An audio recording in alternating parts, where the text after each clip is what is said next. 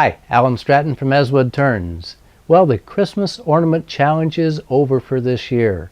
On behalf of Carl Jacobson and myself, thank you for everyone who submitted a Christmas ornament to the challenge, and congratulations to the winners.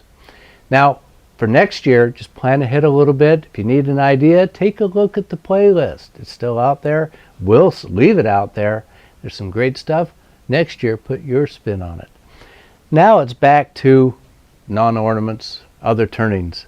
So just to get back into the groove, a couple of weeks ago I cut down a cedar tree and decided to make a limb bowl. This is out of a complete limb, natural edge. I'm leaving the nub on the bottom so that I can realign it, because this was just so wet that I couldn't finish sand it, and it just felt wet and cold to the touch. So I'm going to let this dry, keep it in a little controlled environment in this paper sack. And when it's been in there 2 or 3 weeks, I'll take it out, finish sand it, and it'll be a nice little bowl. So let's make a limb bowl. After cutting off an appropriate chunk of limb, I'm drilling a 1-inch hole in what will become the top side of the bowl. This is so my spur center can seat in solid wood. Otherwise, if the spur is in the bark and the outer layer of the wood, the spur center just kind of drills into the wood without holding very well at all. Now, with the wood securely mounted on the lathe, the first order of business is the bottom and exterior of the bowl. I'm going to cut a tenon on the bottom and round over the bottom surface. The exterior is rough going. In a normal bowl, it is rough going until the outer curve is established. With this natural edge bowl, the only part of the curve that goes clear around the bowl is just a tiny part near the tenon. I'm using a combination of push cuts, pull cuts, and shear scraping to make my curve.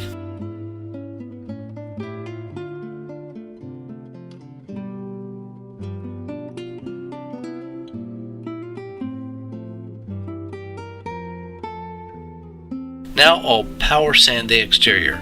Since I'm sanding a lot of air as the limb spins around, I'll use a very light touch on the sander. Otherwise, I'll sand over the leading edge of the spinning bowl. With this very wet wood, it's nearly impossible to get a good smooth finish. Now I'm applying walnut oil to the exterior. However, this wood is so wet that no oil is soaking in. I'll put a thin film on anyway to try to moderate the drying process. I don't think wax would have done much better.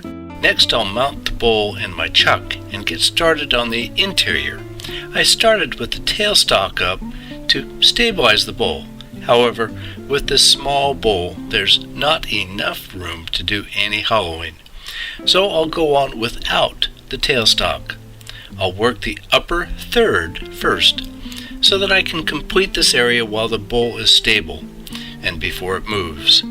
I'm using my favorite bowl gouge, then a round nose scraper for the final strokes.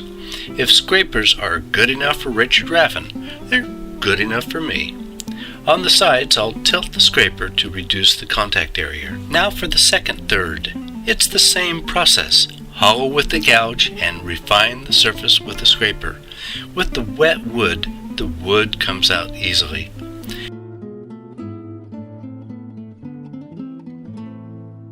And finally, the final third and the bottom. The neat thing with this deep natural edge bowl is how much of the tool I can see inside the bowl as the wood spins. It is a ghost image, but enough to see where I'm going. Now to sand the interior. However, I will not sand with the lathe running. For this bowl, that would be dangerous. The lathe makes for a handy holder. With my left hand, I can spin the bowl back and forth while I sand. Next, I'll apply as much walnut oil as I can to the wet wood on the interior. Next, I'm reversing the bowl again. Having left the spigot on the base, I can use it now to center the bowl. I'm using a piece of sanding pad as a cushion between the bowl's interior and a conveniently sized faceplate. Now I can trim up the tenon and the base. However, I'll still leave the spigot on. I want the bowl to dry and warp, then use the spigot to re-trim the foot to remove whatever warp there is there so that the bowl will sit flat.